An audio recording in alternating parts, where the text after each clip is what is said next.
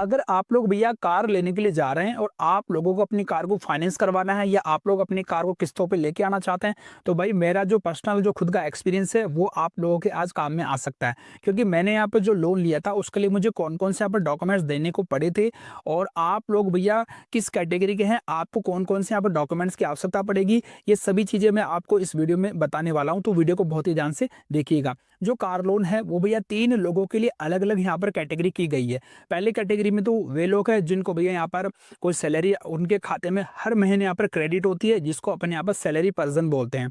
दूसरे वे लोग हैं जिनका यहाँ पर कोई छोटा-मोटा अपना खुद का बिज़नेस है या कोई बड़ा बिज़नेस है, यानी कि ऐसे लोग जो अपना खुद का बिज़नेस करते हैं, चाहे वो स्मॉल हो, चाहे यहाँ पर बड़ा बिज़नेस हो। तीसरे वे लोग आते हैं जो यहाँ पर फार्मर्स हैं, यानी किसान लोग हैं, उनको यहाँ पर किस प्रकार से यहाँ पर कार के ऊपर लोन मिलता है या कार आप लोग किस प्रकार से फाइनेंस के ऊपर ला सकते हैं। तो देखिए इन तीनों के लिए है ना 3 तो ऐसे डॉक्यूमेंट्स हैं जो अलग-अलग आवश्यकता होती है और 2 ऐसे डॉक्यूमेंट्स होते हैं जो यहाँ पर इन सभी के लिए कंपल्सरी होते हैं।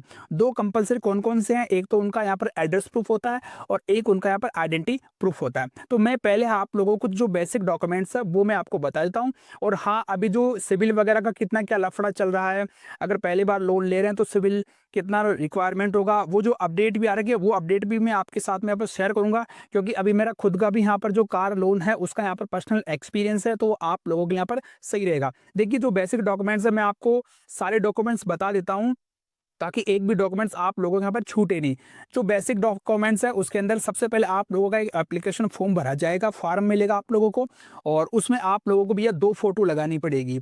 साथ में आप लोगों का पैन कार्ड, आधार कार्ड और एक कोई बिजली का बिल या कोई टेलीफोन का बिल वगैरह आप लोगों के यहाँ पर ले लिया जाएगा।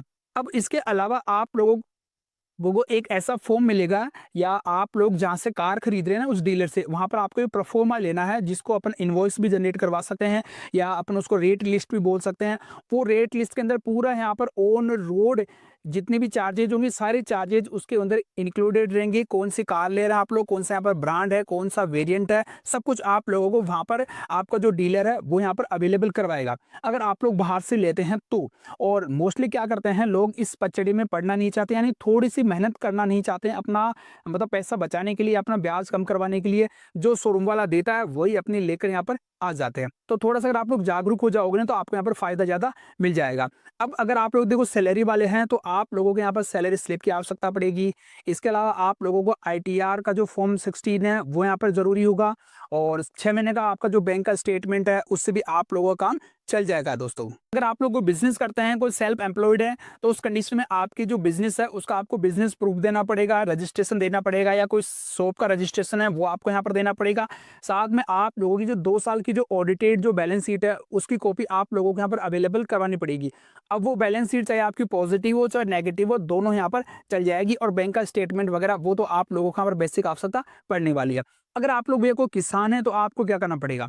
अगर आप लोग किसान है तो आप लोगों के पास में कोई ज़्यादा प्रूफ तो है नहीं। एक तो आपको अपनी जमाबंदी की कॉपी देनी है, यानी कि जो अपना जो पट्टा वगैरह होता है ज़मीन का वो आप लोगों को भी लगेगी और एक आपका 6 महीने का जो किसान है उसकी यहाँ पर जो 6 महीने का बैंक का स्टेटमेंट है वो यहाँ पर देना पड़ेगा। तो ये कुछ ऐसे बेसिक डॉक्यूमेंट्स है जो आपको यहाँ पर ज़रूरी होंगे। अब बात करते हैं भई अपना जो क्रेडिट स्कोर, अपना जो सिबिल स्कोर है उसका क्या झंझट है?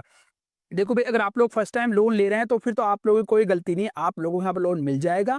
लेकिन ऐसा हो सकता है कि जैसे मान लीजिए जहाँ पर अगर अच्छा आपका सिबिल होता तो वहाँ से आपको 0.5% आप लोगों को ब्याज एक्स्ट्रा देना पड़ सकता है। बाकी यहाँ पर कोई दिक्कत की बात नहीं, आपको यहाँ पर लोन मिल जाएगा भैया। क्योंकि यहाँ पर गारंटर की कोई आवश्यकता विशेष नहीं पड़ती है क्योंकि कार ही आपकी यहाँ पर गारंटी है, सिक्योर लोन है, तो वैसे भी बैंक को यहाँ पर कोई टेंशन की बात यहाँ पर नहीं है। सिबिल स्कोर की अगर बात करूँ, अगर आपने पहले कोई लोन लिया है उसको आपने टाइमली पेमेंट कर दिया तो नॉर्मली आपका सिबिल स्कोर 700 के आसपास तो रहता ही है। और अगर आपका सिबिल 700 के आसपास में है तो कोई दिक्कत नहीं, आपको इजीली यहाँ पर लोन मिल जाएगा।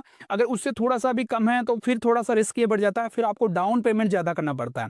फिर भैया बैंक वाले बोल देते हैं कि भैया हम तो इतना ही फाइनेंस करेंगे, फिर आप लोगों को बैंक की तुलना में फिर आपको एनबीएफसी कंपनीज की तरफ जाना पड़ता है और जो कंपनीज होती हैं वो आप लोगों से ब्याज और जो अदर चार्जेज है ना वो यहाँ पर थोड़ी से ज़्यादा लेती है। कोई भी सवाल है मुझे कमेंट में पूछ लीजिएगा। तो आज कितना ही, धन्यवाद।